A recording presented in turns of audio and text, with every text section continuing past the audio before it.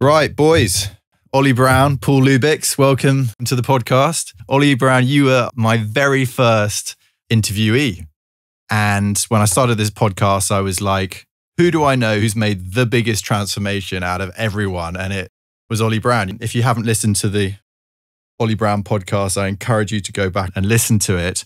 But Ollie, you were all over the place, working financial services, drinking too much, partying too much. I think it's fair to say everything was a bit all over the place, and you sorted your life out. And you're now an endurance athlete. You've rode the Atlantic. You've been up Mount Everest. You're going to go back again, I think, and try and summit it. Well, actually, firstly, thanks for having me back. When I was first on, I think you said, when you've climbed Mount Everest and you've rode the Atlantic, you can come back. I'll have you back. Yeah, I'm a man of my word. And so I was very keen to become the first person to row the Atlantic and climb Mount Everest in the same season.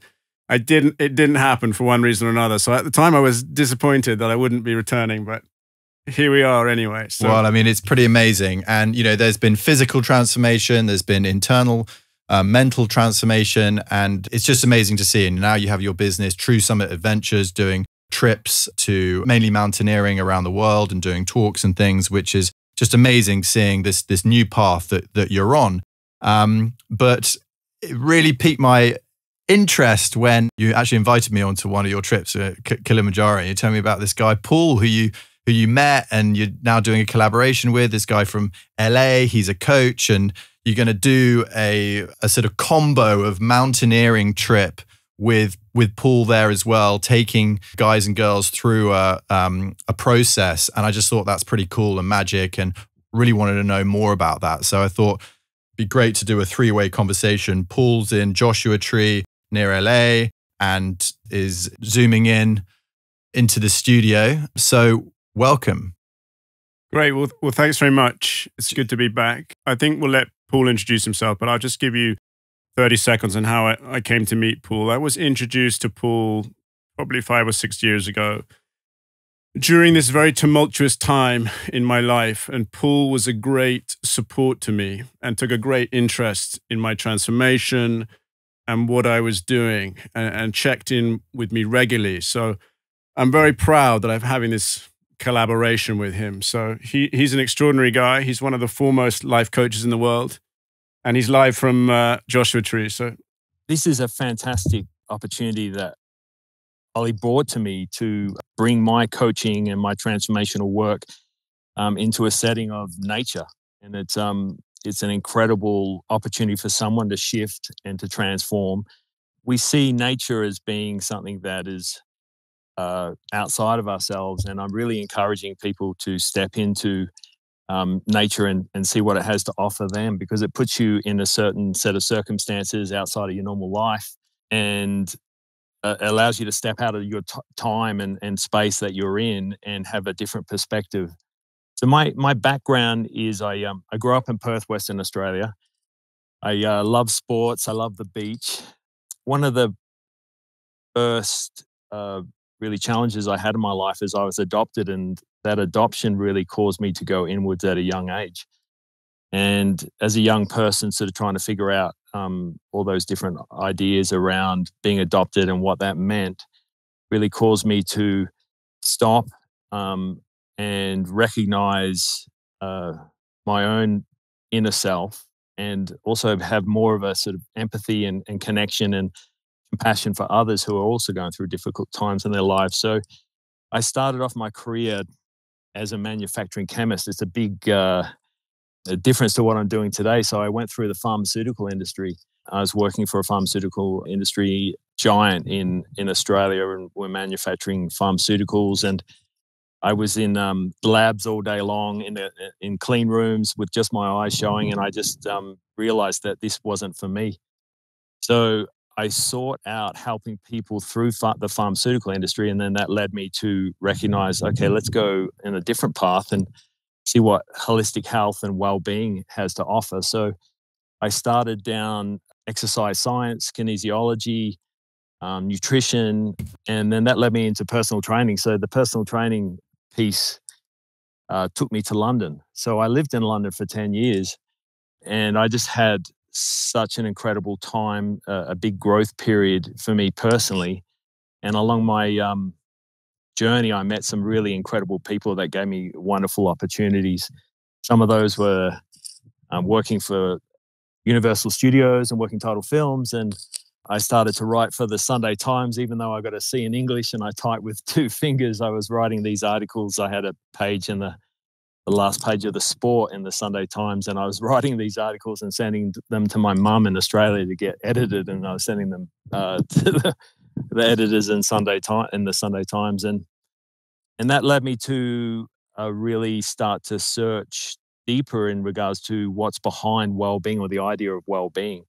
So I started a company called the Wellbeing Manager, and as I was traveling and working on films and working with these people that were very high level, I feel sometimes like I was doing an apprenticeship under them, learning a lot about how they conducted themselves, their recipe for success.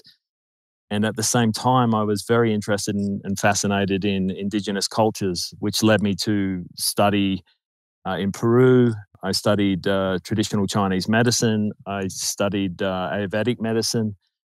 But a lot of these indigenous cultures, they didn't just have one sort of practice that supported them in their lives. They had a whole sort of platform for them to be well. So the indigenous psychology, their practices, like if we were talking about Chinese medicine, it would be Qigong and Tuina massage or acupuncture or herbs. But then they also had breathing, and then they had philosophies behind it like the Tao or Confucianism or these kind of ideas. And that really drew me in. So it's interesting, if I look back and as I was writing those articles for the Sunday Times, I recognize how I was making a transformation, and that was being sort of displayed or represented in the articles I started to write. Instead of I was writing articles about how to be fit and get a six-pack, I started to offer people ideas that would take them a little bit more inwards and be more curious about their themselves. And over the course of my career,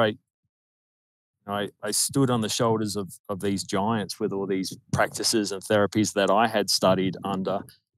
And that started to take me into a different direction, because I realized if your relationship with yourself is not in balance, or if you're not in a right relationship with yourself, then that's expressed in your life. So you're not going to be making choices that are in your highest and greatest good, or your well-being may be neglected. So that took me in a different path. As I transitioned out of sort of personal training and health and fitness, I started to move into the transformational coaching space. And it's one of the best things I've ever done in my life. It gives me so much joy to see, through me inspiring people with ideas, how they can go inward and be more conscious and more aware of themselves, of their relationship with themselves, their relationship with their life. And it opened up a whole new world for me and allowed me to express myself in a fashion that was really going to the heart of the matter, literally. So getting people to follow the path of their heart and remember who they are without the stress and the circumstances that are going on in their lives, and for them to summon those natures, those true native states of themselves up, and then walk their path and follow their path of their heart, letting their unique skills, unique experiences in their life all come together, really a convergence of all those talents, and for them to go out into the world and express those talents. So on my best day with my strongest effort, all I can do is inspire with ideas. So that's something that I've really embodied through my work, and it keeps growing and expanding. And every day I'm just blown away with how people are shifting and changing and transforming their own lives. And I'm there to support and encourage them along the way. Paul, and this amazing quest, searching for answers and solutions and change, transcending, all those different modalities. What was driving you? I mean, you touched on it a little bit at the beginning. Am I right in saying that, you were trying to solve your own problems? You were searching for your own answers and solutions. So I feel very strongly, I agree, Charlie, that I was on my own journey, my own pilgrimage, I guess you could call it. For me, one of the greatest pilgrimages you can make is from your head to your heart. So I was on that journey, on that pilgrimage. And if I was to write a book today, that book would be written for me. And then if someone else was inspired by those ideas or saw some relatedness in my journey, then that's how I feel I'm most effective. So yes, I was absolutely looking towards these different practices and therapies and ideas and connecting with incredible teachers and people for me to overcome ideas like if you're adopted, you have feelings of lack or not feeling enough or abandonment. And these featured very strongly in my life, particularly when I was younger. And for me to go inwards and for me to come into right relationship with those ideas and then shift the story around them or the perspective around them was, I guess, you could describe as the platform or the strong, solid foundation that I could help people, because you can only take someone as deep as you've gone yourself. And life really does offer you a curriculum. So if you pause and just stop for a second and have a look what's going on in your life, you've got everything you need right there for your own transformation and growth if you're ready to sign up. Now, I want to understand exactly, how did you guys meet? Was it on one of Ollie's mountaineering expeditions and you were walking alongside each other? Who introduced you? How did this marriage happen? No, we had a mutual friend that introduced us. And when we were introduced, I was, still in the old version of myself. I might have stopped drinking, and probably not, but I was still, in this quite tumultuous stage. And I think, I think that's one of the things that Paul helped me with a lot was setting me on the right direction. When you have this transformation, there's this kind of temptation to go back and knock on door, especially if you're in recovery. You suddenly get sober and you think, well, these doors that were slammed shut on me before, I'll go and try them again now because I'm a different person. And so that was something that Paul helped me with a lot. Was no, you're not that. You're not going to go back to that. I was working in a family office, and I kept trying to circle back into that avenue of work. And Paul was very firm in saying, no, you're an adventurer, you're an alpinist, and you're going to go and do that now, and that's going to be your gift. And what I was just thinking of when you were talking, Paul, about the transformation and how you came across this is this amazing Pablo Picasso quote. That's the meaning of life is to find your gift. The purpose of life is to give it away. And that's what happened to Paul. It's what's happened to me, is that when you go out and you're seeking something, that's what you find. And then you've like, oh my God, I've got something. And now I'm going to give it to other people. So that's what's happened to me with my climbing. I found this incredible thing and I want to share it with people. Paul was kind of monitoring me as all this was happening, and as my adventures and also my ambitions got bigger and bigger. And he was just kind of like, you need this sometimes. When you're going through transformation, you need people to keep pushing you. And Paul was very much like, keep going, keep going. And every time I'd have an experience, I'd come back and I'd give him this feedback and I would say, it's unbelievable. I went to the next level, and I went to the next level physically, but I went to the next level spiritually. And the bigger things I did, whether it was Everest or the Atlantic Row, I would come back with this even bigger sense of awareness, of purpose, all these things. And at some point, Paul and I were talking about, wow, these adventures are powerful vehicles.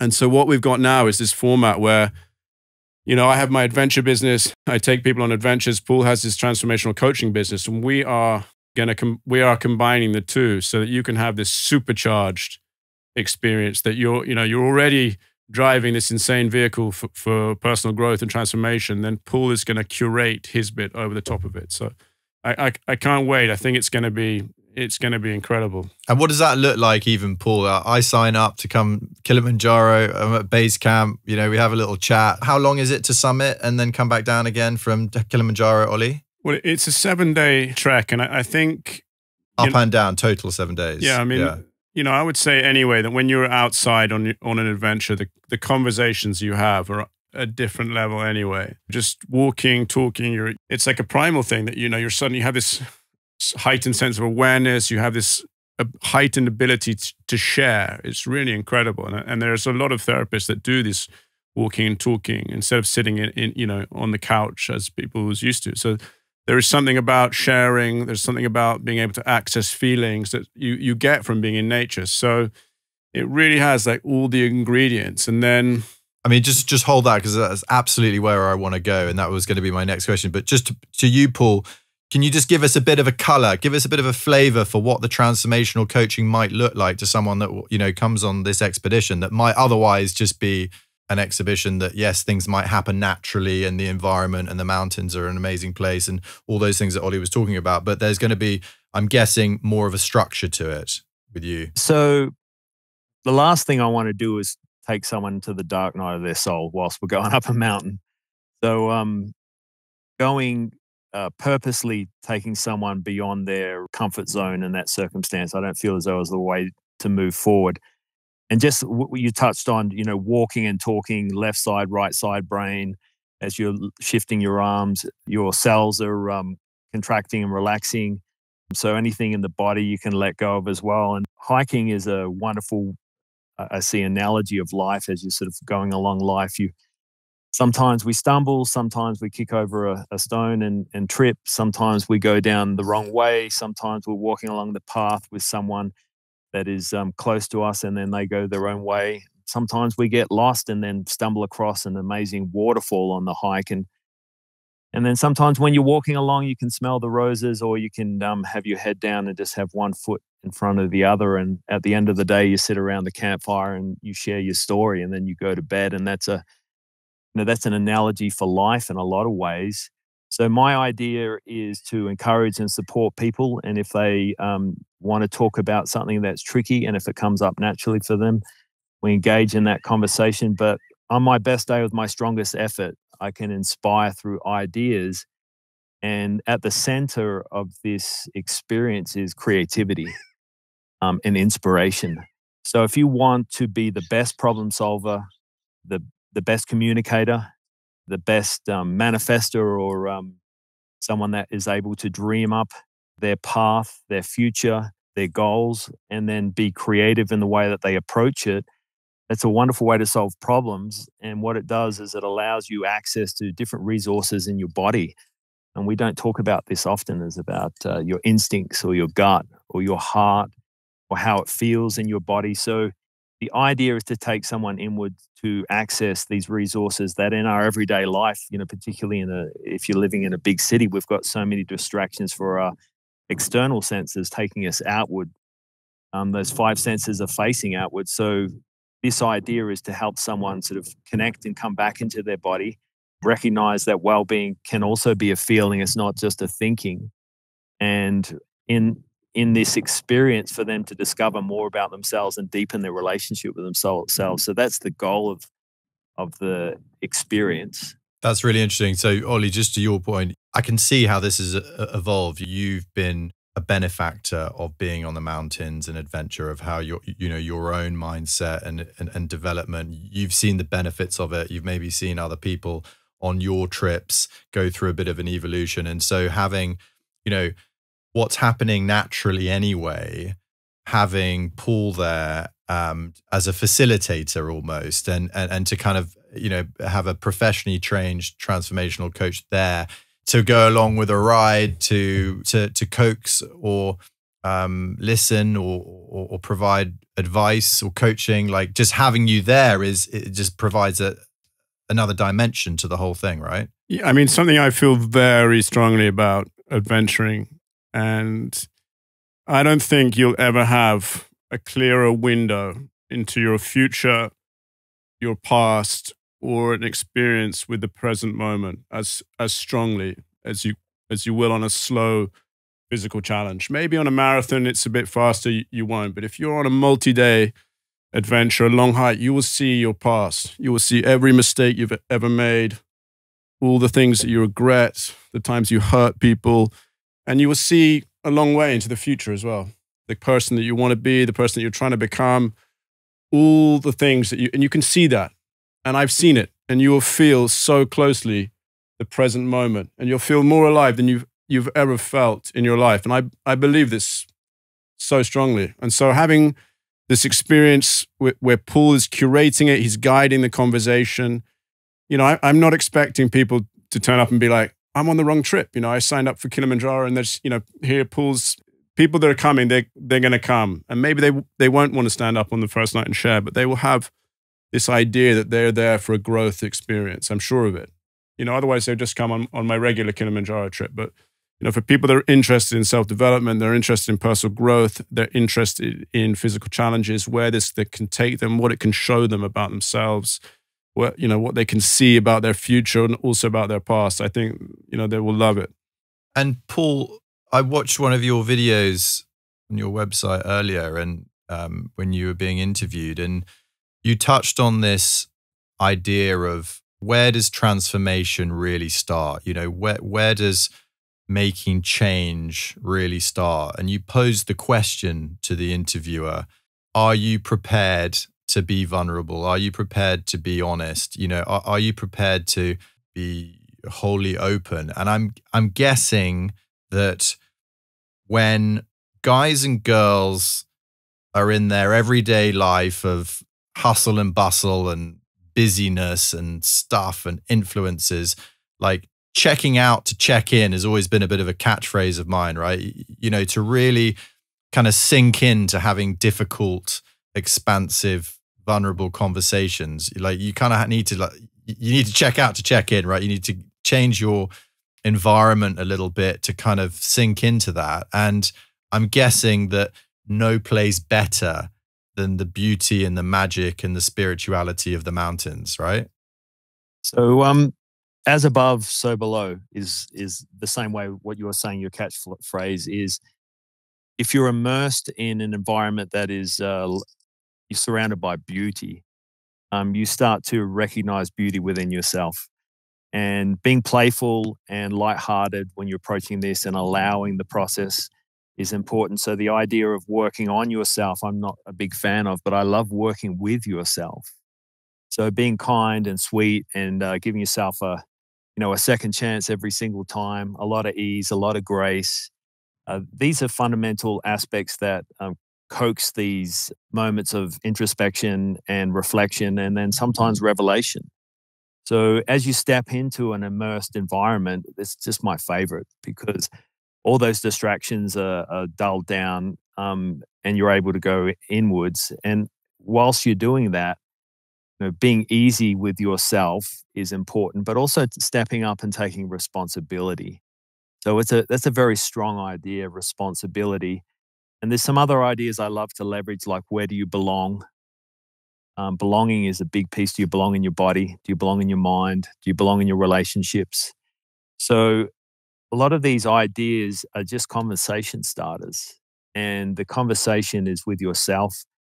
And if you approach that with a lot of integrity and impeccability and step into those moments with a lot of responsibility, that's a great place to start. One of the ideas I feel strongly about also is that when we let ourselves down because we didn't keep a promise to ourselves, that's a place where we can start with. So just keeping your promises to yourself is a good place to start. And Paul, what issues are people trying to overcome? What are the pain points that you're seeing that, people going to the mountains or enrolling in a personal development process with the likes of yourself? Like, what are some of the common traits that you're seeing? This is a blanket statement, and it can be sort of applied to anyone. Is, are you going towards what you love, or are you going away from what you're fearful of? And that's a great place to start that question. Are you going towards what you love, or are you avoiding what causes you pain and suffering? And then that's a great way to sort of orientate your compass in your life. So fear is it's a big one. Fear of all sorts of things. One of the biggest fears is not being loved and feeling disconnected, and being outside, feeling abandoned. These kind of ideas. It's a big one. And so stepping into your life, going towards what you love, may also pose questions. What am I trading my tranquility for? Is it money and power? Or is it for me to go towards the path of my heart and to express my unique gifts with the world and to share that? And as Ollie said before, to give them away. So there's some strong foundational ideas that I see a lot of people that step in front of me have challenges with. And there's another piece of that I feel is important, and and I'd be foolish not to mention, is in that stepping into your life in that fashion, and how your life is opening up. Where are you operating from nostalgia? So sometimes we see a circumstance or a relationship, people, places, and activities. We want it to be a swan. We want it to be a swan so bad, but it walks like a duck, it quacks like a duck, and it looks like a duck. So becoming sort of in right relationship with your reality and having a look at it with a slightly shifted perspective. It's like watching a sunrise on the side of a mountain. You know, you just pick up camp and move on to a different location, and then you're watching that same sunrise the next morning, but you're in a different place. So nostalgia does interfere at times. So when we can become sort of really aware of who we are today, and then going towards what we love from who we are today is another strong idea. And I'm guessing folks don't necessarily need to have to put a label on what might be going on within themselves that they're not happy with. They might just not feel right, or not feel super happy, or just there's more to this than where I am and what I'm feeling in the life around me. And part of the process is figuring that stuff out and trying to be able to articulate stuff like that. Yeah, I don't think that everyone that comes will be, in the depths of despair. I think a lot of people will just have the idea that these are topics that they're interested in, and that we're going to facilitate these conversations, and they can explore these ideas with us. I think probably there will be people that have stronger feelings. The question you just asked, Paul, I think that from my experience, is always this: enough. Don't feel good enough. Don't feel loved enough. Don't feel respected enough. All these things are ideas with yourself that you can tap into and you can explore. Well, I think that's so interesting that you make that point, and you develop my line of thinking a bit more, because what I love trying to promote and champion is this idea that things don't need to be terrible and in despair, and they don't need to be in crisis. But a lot of the things that you're talking about, Ollie, they're everyday. It's everyday stuff, and it's universal. And for people just not feeling totally complete and at peace and fulfilled, and just trying to get there or achieve this, and so it's kind of universal, normal, everyday stuff that people are trying to find answers, and it's coming from that place, and not necessarily from a place of despair and suffering and pain. Well, I think that's one of the great metaphors from these adventure journeys, is they're slow. So you have to learn to be slow. And I see a lot of people that are in despair or have anxiety, or are clearly in distress, and everything's happening so fast to them.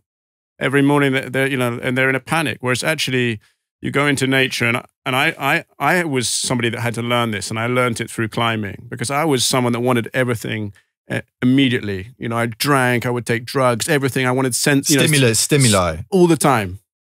And now things move very slowly for me. I'm very calm. I never get agitated. And I learned this through mountaineering. And I was talking about it in this talk that I did the other day, that I did this one push ascent of this mountain.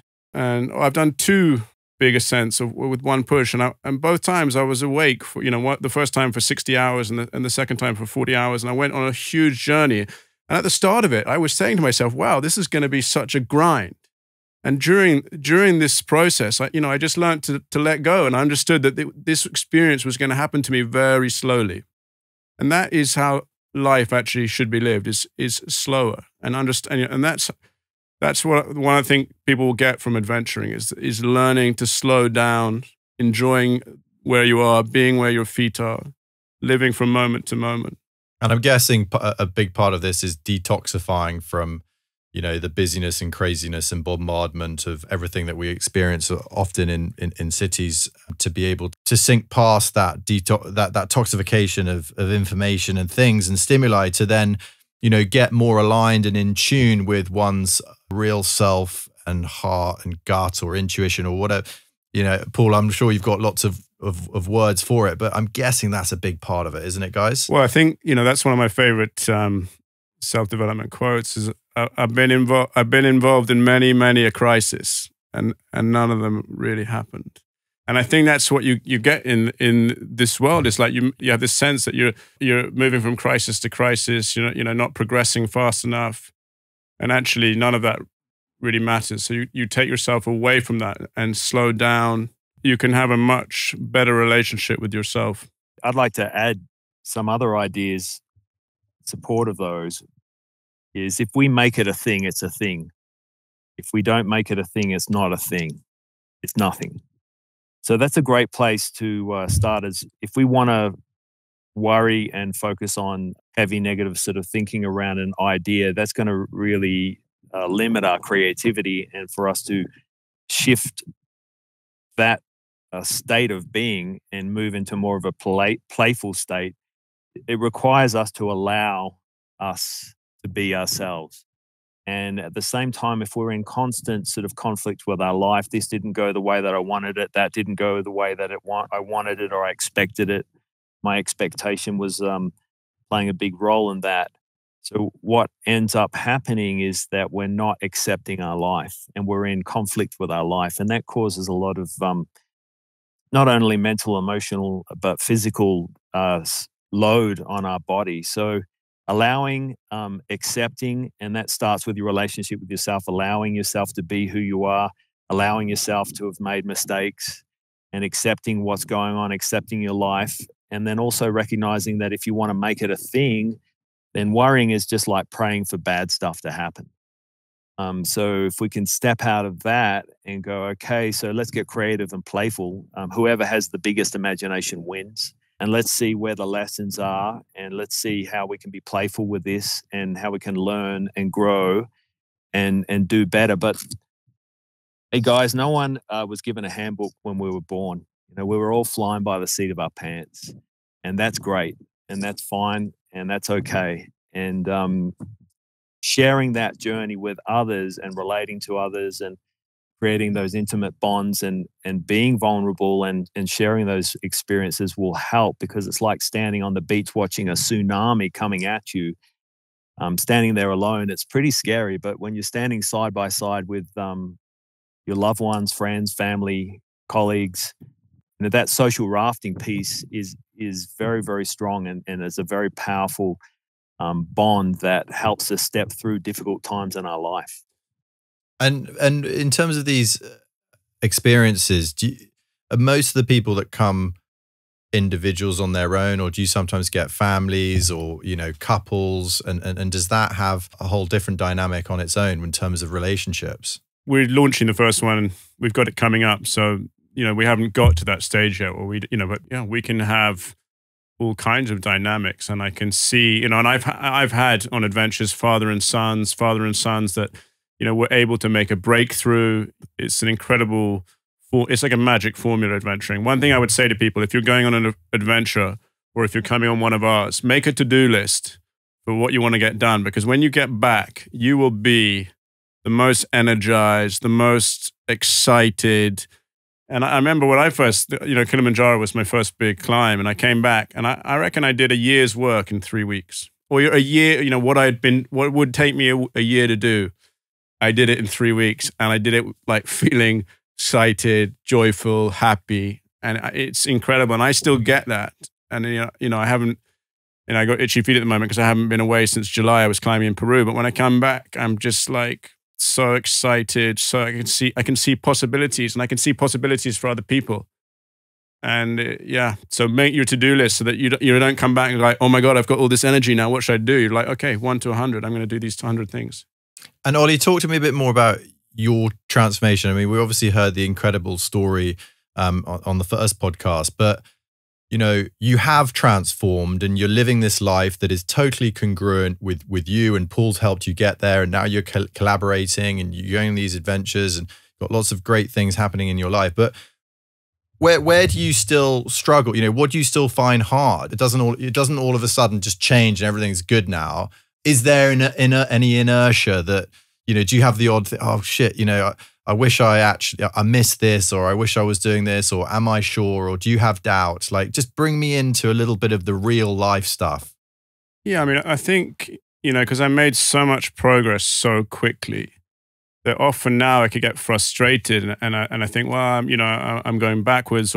But when you have a really serious transformation, obviously it's gonna flatten out a little bit. So, I think, I can see that, physically, I haven't backslid. I'm still a fit guy, but I'm not where I was when I peaked physically. I'm not where I was, but at the same time, I don't have the same. I had targets, and now my targets are slightly different. I'm trying to establish my business. I'm starting a family with my girlfriend. These things. So, I can see that at some point I'm going to need a big project, whether it's an 8,000-meter mountain or, my dream is still to do that. So at some point I'm going to have to start grinding again on that front. And I kind of started this week a little bit, keeping the consistency. When we talked about the problems that I had before with alcohol, with drugs. I don't have any issue on that front, falling back. But, I talked on the first show about I had the problem with food. Those kind of problems, can creep back in. I had it the other day when I went to a restaurant. There was a buffet. Suddenly, I'd eaten 3 plates of food, and I was like, oh God. I didn't backslide, and I don't think I will. But there are always things that I think about that I have to check myself. And the main thing is that when I had the inflection point, the rock bottom moment, I had this very, very strong realization that I wasn't happy and that I'd come a long way from where I had been happy. And so my kind of thing that I'm always looking to in the future is, am I happy? Is in the general direction that I want to be moving into. Am I going more or less up the slide? And sometimes I have steeper bits, and sometimes, like you can go on holiday for a week. So, you obviously don't make the same but more or less, am I moving in the right direction? And I've managed to now get into this more healthy routine because, I trained so hard that, I broke my foot, just from running too much. If you run 3,000 kilometers on the road in 9 months, your foot breaks. And it happened to me. And so, I've found more of a system that works for me. There's still the super competitive side of me that wants to perform and wants to do the big challenges. So at some point, I'll start to ramp up again for that. But at the moment, I found a nice balance that is, family, work, outdoors, and leading these amazing expeditions, which is what makes me super happy. So, and Paul, what about you? You're there over in the States, transforming, coaching the good and the great. What about you? What do you still struggle with? What do you work on? What are you trying to develop in yourself? So I feel life is about coming in and out of balance. It's like the tide. So sometimes we're really in balance and we're being very consistent. And then other times we come out of balance. So it's like swinging a pendulum. If you swing it really far one way, then it can swing back the other way. So finding that middle sort of ground. So being consistent and aiming for consistency, not perfection. I'm keeping my promises to myself, not being hard on myself. So being really sweet with myself, giving myself a second chance every single time, because a lot of people find themselves aiming very high. And when we fall short of that aim, then that means something to us, and it means something. We make it very polarizing. It's either good or it's bad. So stepping away from that and not making it a thing helps me a lot in my life, particularly when I'm so passionate about what I'm doing, and every time I'm working with someone, I'm aiming for the moon. I mean, I'm all in. And if I hand over my happiness in any way, shape, or form to anyone else based on an expectation, then I step away from an idea that is also very strong in my life, is we can only control our own thoughts, words, and actions. But going back to this idea of ambitious people, high achievement, we hear about that so often in terms of, that can be the cause of problems and burnout and the never enough and perfectionism. And we hear a lot of the antidotes around that, like, you are enough, don't be such a perfectionist, cut yourself some slack, be a bit kinder to yourself. it's not all about that. But what happens if you have someone that like it is important to them, and you do have like an elite athlete or an elite businessman that does want to win the gold medal? Like, you know, where's that delicate dance? Because they don't want, I'm guessing they don't necessarily say, oh, listen, don't worry, it's okay. You know, that sort of sympathy and the kindness, you know, I'm guessing in high performance and high achievement, you know, there is, you have to cross over to the other side a little bit. Where's that line, and how do you manage that in terms of the conversation? You made a really great point there. Having been around such highly functioning individuals, I remember I was on a walk with this incredible CEO one time. We were talking and he said, "Are you comfortable with being uncomfortable?"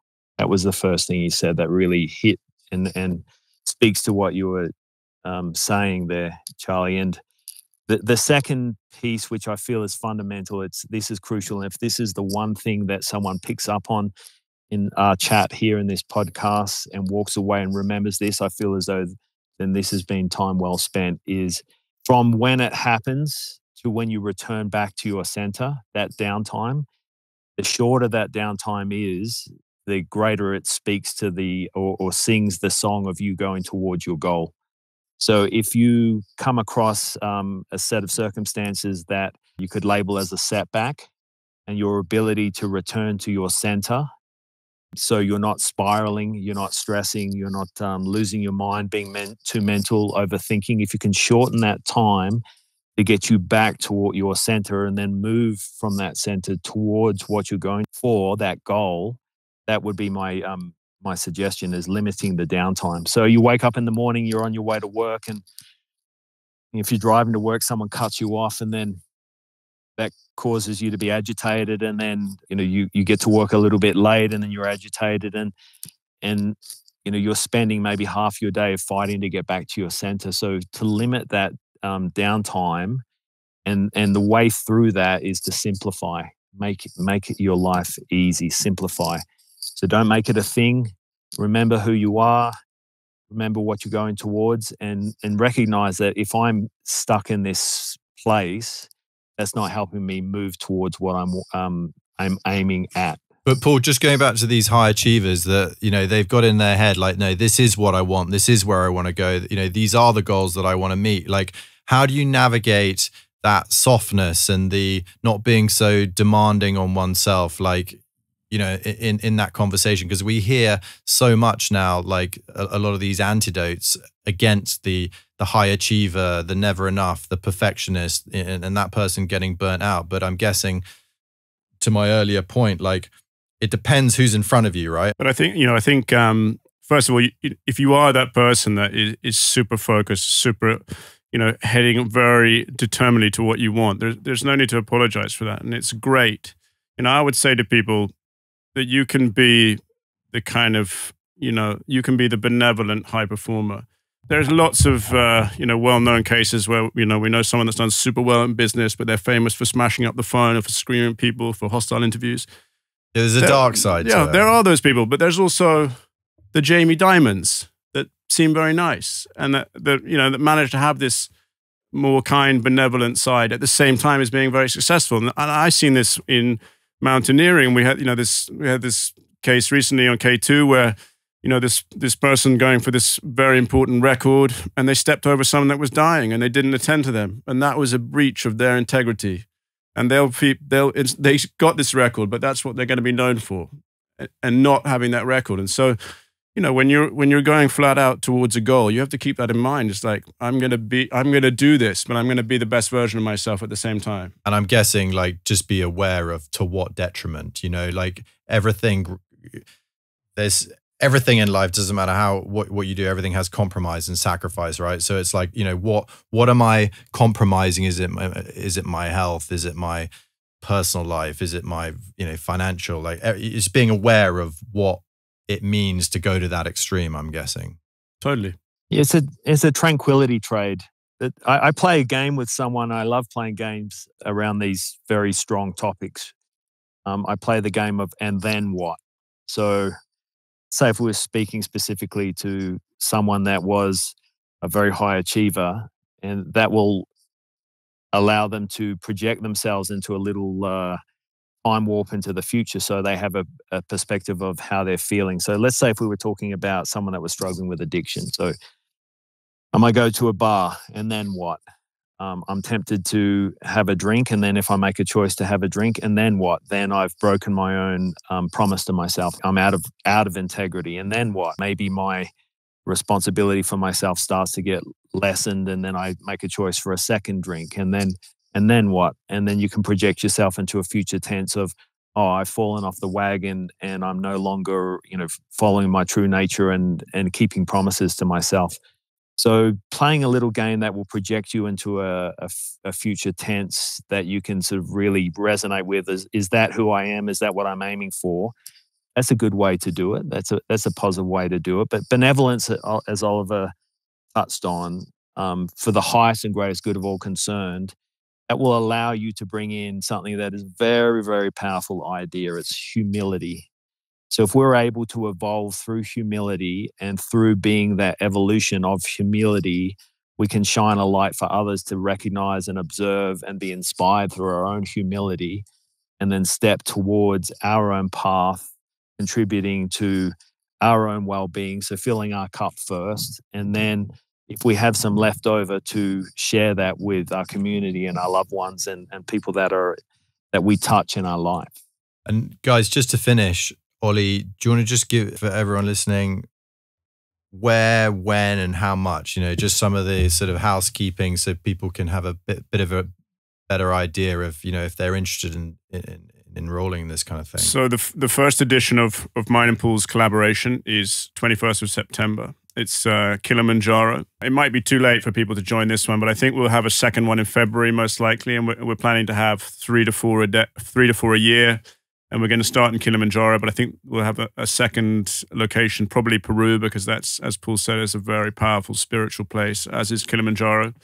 The pilot edition is $7,000, which is for all included. It's a sort of max add-ons trip. So there's a lot of support being given once you're landed in Tanzania. So it's kind of excluding flights and insurance, but everything else that you need once you're there. So how big is the group normally? What's the sort of maximum? We're aiming for sort of 10 to 12 people. I think that's a good number. From my experience with leading treks, that's a good number anyway. Beyond that, it starts to get a bit unmanageable. In this situation, I think will be the same. So this September and then February. So if anyone's interested, they should reach out to my Instagram is at Letters from Oliver or at True Summit Adventures. Paul is at The Wellbeing Manager, and he'll be making announcements on his Instagram as well. So I think it's important to mention also, just before we go, is Kilimanjaro sometimes might be out of some people's reach. So we're going to be looking at other adventures that we can do that cater to other people's levels. So it's an exciting time where both Oliver and I are, delighted to be able to, collaborate and share these gifts with whoever decides to come along. Guys, I wish you all the best and good luck with it. I can definitely see the winning combo. That magic of being in the mountains on expeditions, having you there, Paul, facilitating things, and I certainly would love to do it one day. And I think it's been really interesting conversation. So thanks, guys, and good luck. Thank you very much. Thank you, Charlie. Thank you. Thank you, Oliver.